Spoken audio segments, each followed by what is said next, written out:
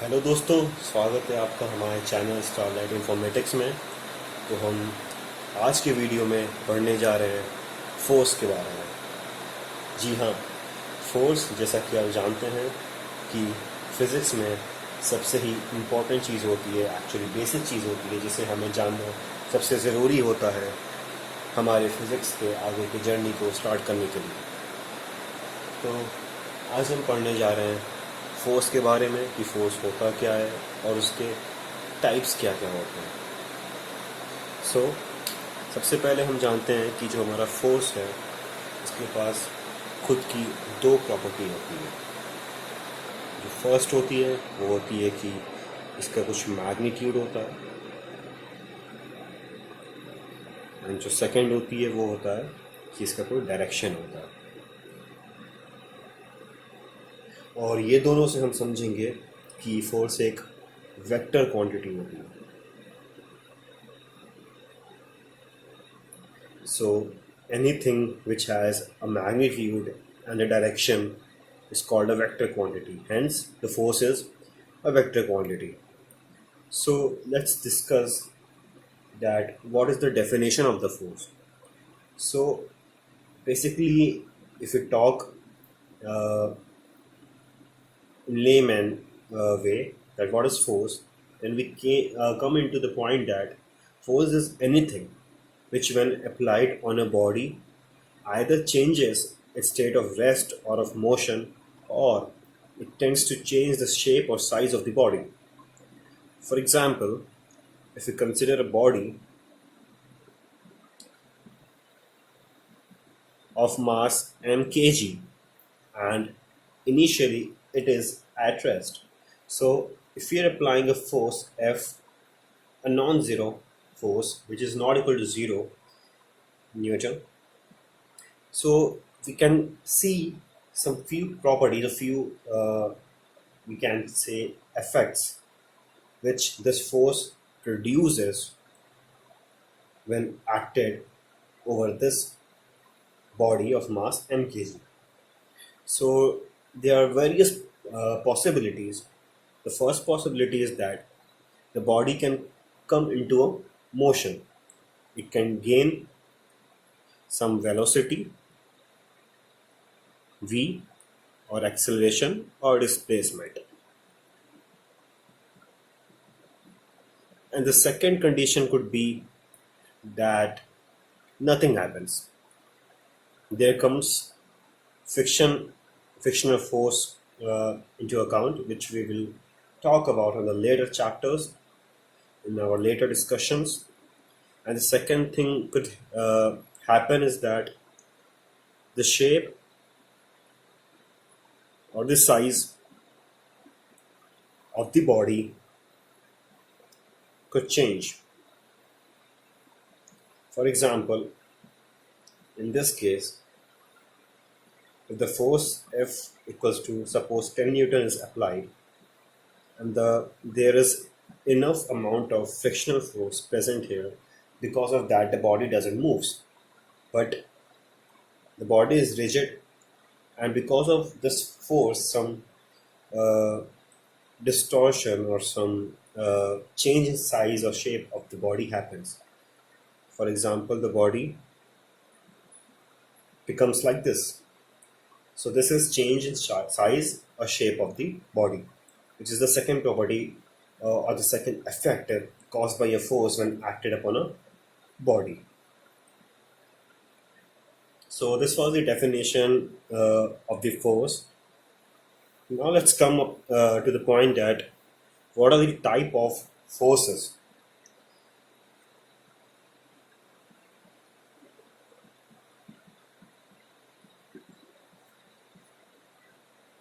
So there are basically two types of forces.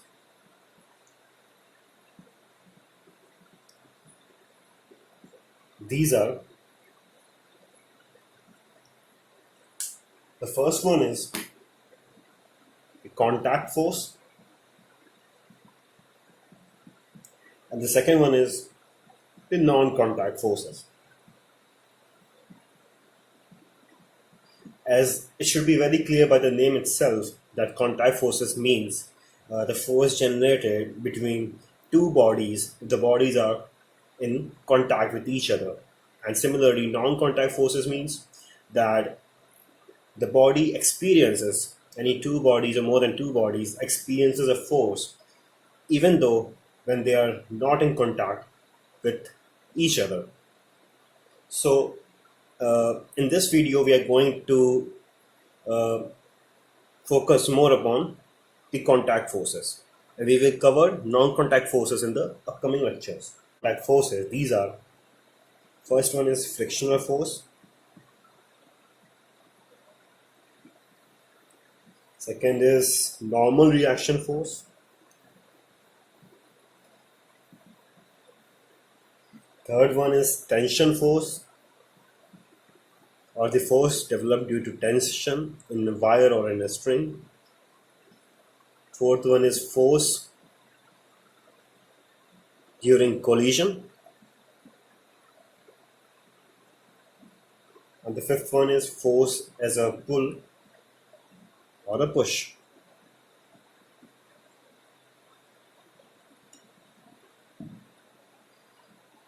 So we will take the definitions of all these five types of forces, and we will take one or two examples of each of the type.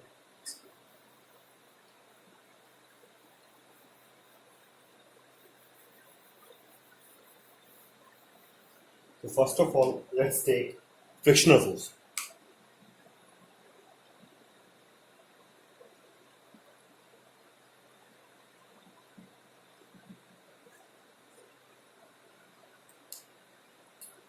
So, for example, let's consider an example for a while that there is a body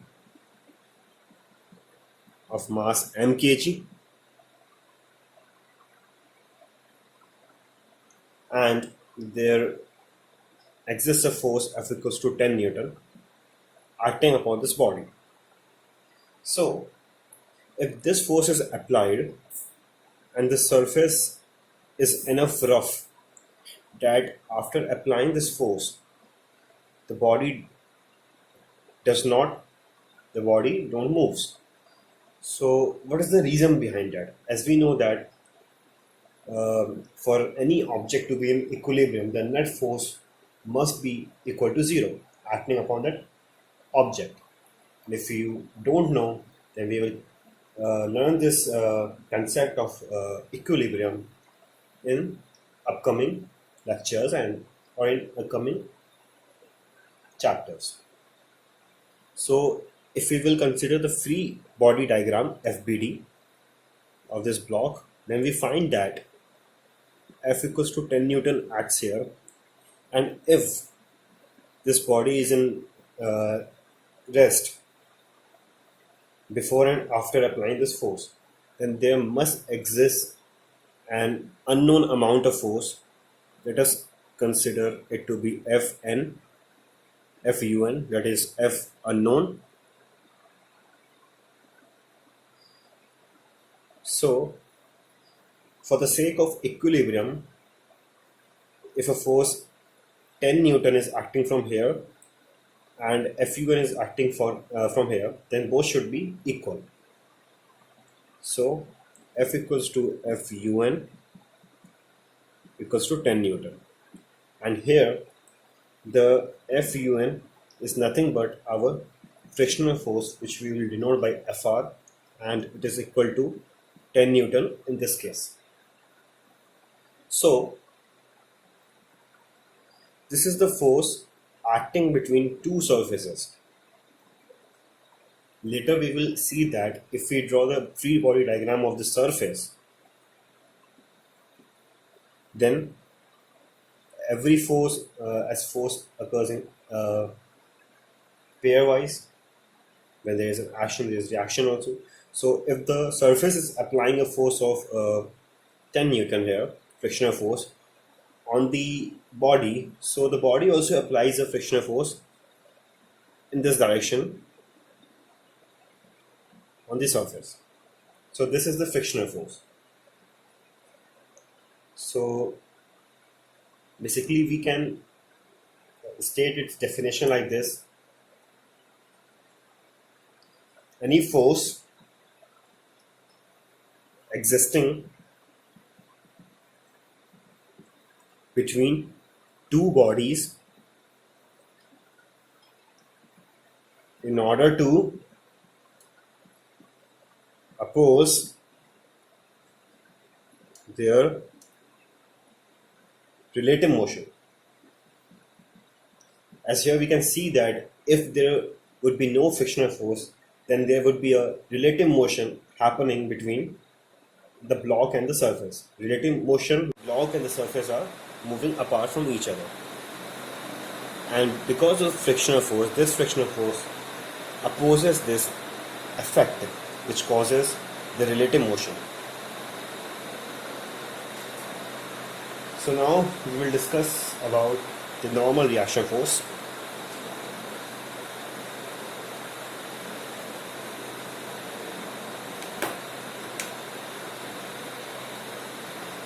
Normal reaction force.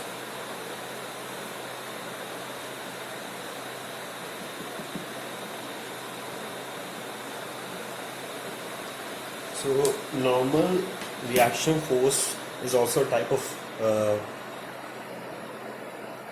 pair of forces. For example, in this case, as because of gravity, here mg Newton of force is applied on this surface by this block, and as we know that the block is in equilibrium, that is, it is not going downwards or upwards, so there must be a force acting upon in this direction which is exerted by this surface over the block, which in this case is equals to mg Newton. So this is known as the normal reaction force, which in this case it is equals to mg Newton. For example, I am keeping this board over my table, so the table applies a force of which is equal to the weight of the board, so that the board is in equilibrium. It is not going down or it is not going upwards. So now let's come to our third force, which is the tension force.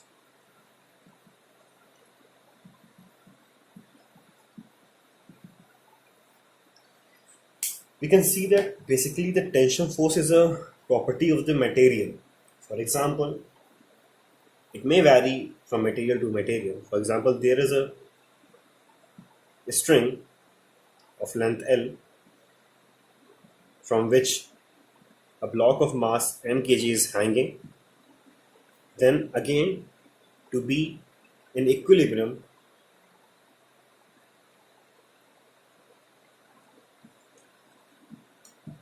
there must be an upward force acting on the block which is equal to the weight of the block, and this upward force is provided by the tension in the string. So basically, we can, in layman approach, we can say that is a lot of pressure acting upon this string because of this load. So in order to oppose that expansion, the string develops a tensile force within the molecules of the particles of the string, and whose aggregation gives rise to the tension force.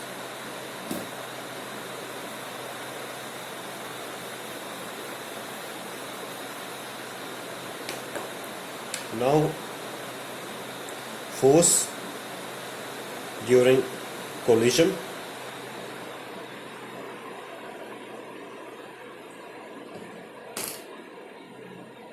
So it is basically that if two particles approaches to each other with a velocity v, suppose v1 or v2, so when they collides with each other,